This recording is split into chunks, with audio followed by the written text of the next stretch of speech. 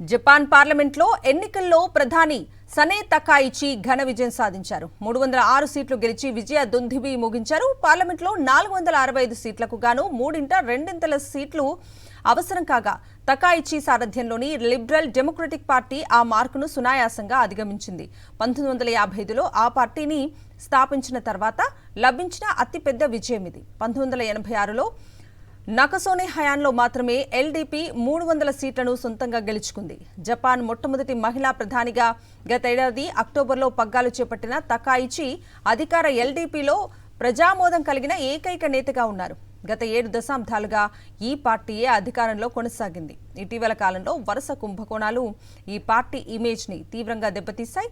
ఈ సమయంలో తకాయిచి విధానాలు పాలనకు ప్రజామోదం లభించింది. ఇదే అవకాశంగా ఆమె కేవలం 3 నెలల్లోనే పార్లమెంట్ను రద్దు చేసి అకస్మాత్తుగా ఎన్నికలకు పిలుపునిచ్చారు. ఈ ఎన్నికలను తన పాలనపై రెఫరెండంగా ప్రకటించుకున్నారు. చైనాతో ఉద్రిక్తతలు ముదురుతున్న వేళ సైనిక సామర్థ్యాన్ని పెంచుకోవడంతో పాటు ఆర్థిక వ్యవస్థ బలోపేతానికి తకాయిచి పలు చర్యలను ప్రకటించారు.